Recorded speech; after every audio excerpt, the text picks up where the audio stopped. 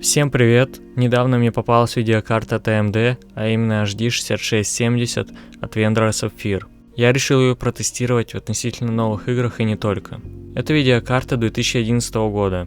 Укомплектована 1 ГБ видеопамяти типа GDDR5. Поддерживает игры с DirectX 11. Более подробные характеристики мы увидим на скриншоте из GPU Z. Во время тестов были установлены последние бета-драйвера 2016 года с официального сайта AMD.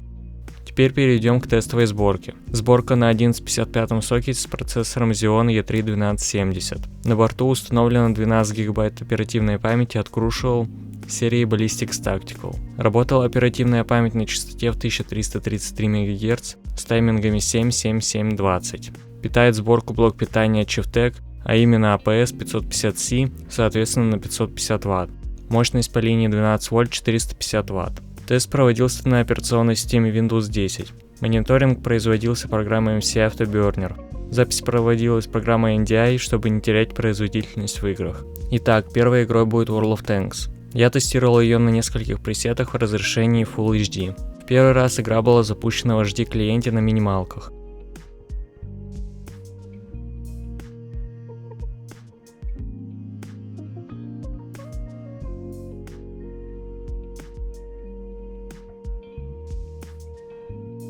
При уменьшении масштаба рендеринга средний FPS поднялся до 50-60.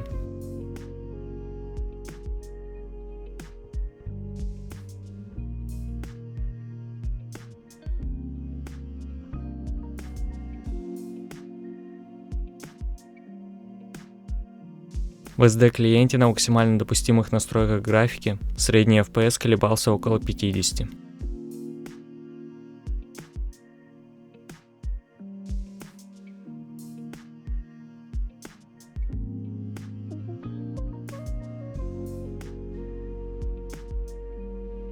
Следующая игра, вторая часть Watch Dogs. Запускалась игра на самых минимальных настройках, с уменьшенным масштабом рендеринга Full HD. В ненагруженных сценах FPS колебался около 30, в замесах опускался до 20 кадров.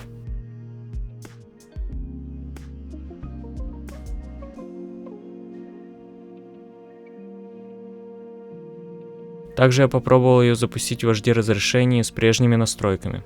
Средний FPS поднялся до 30-40 кадров.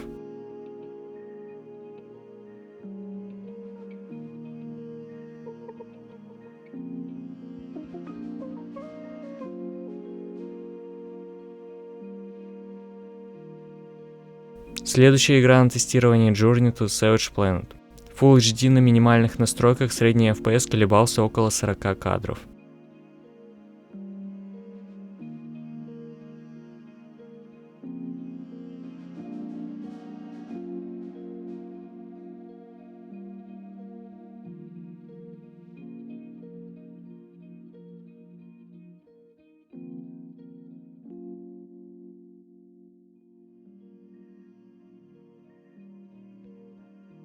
Следующая игра Need for Speed Most Wanted 2012 года. Игра запускалась на минимальных настройках Full HD. Средний FPS составлял 40 кадров.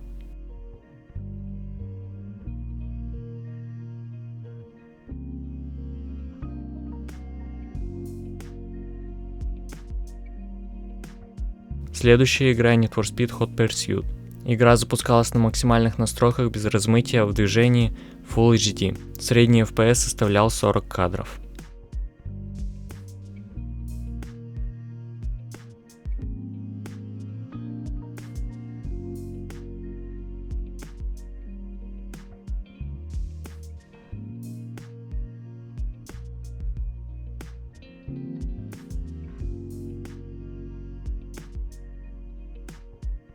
Следующая игра Need for Speed The Run.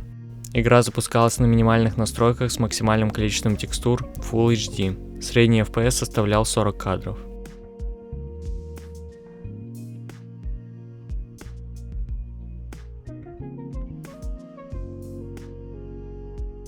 Следующая игра Apex Legends. Игра запускалась в HD разрешении на минимальных настройках графики. Во время высадки FPS колебался около 18 кадров. После приземления средний FPS составлял 30 кадров.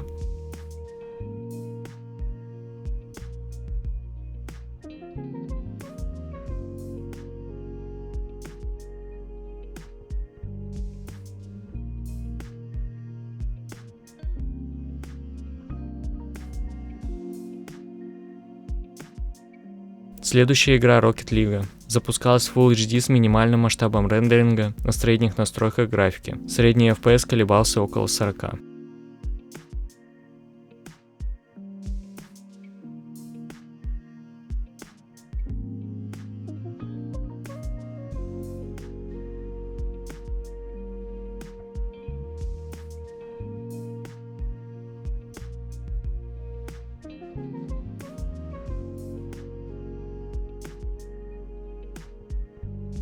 Следующая игра Spellbreak.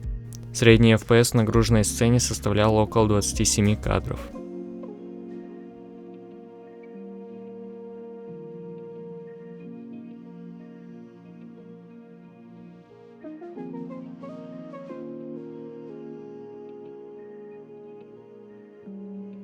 Следующая игра CSGO.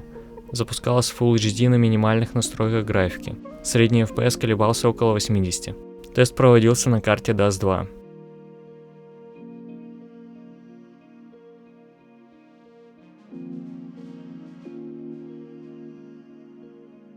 Также я пробовал запустить игру этого года Valheim, но, к сожалению, она не играбельна. На разрешении 640 на 480 средний FPS колебался около 20. В Full HD средний FPS опустился до 11.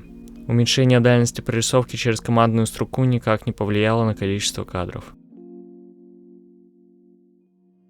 Последняя игра на тестах — это Control. Запускалась в HD разрешении на минималках. Средний FPS колебался около 15.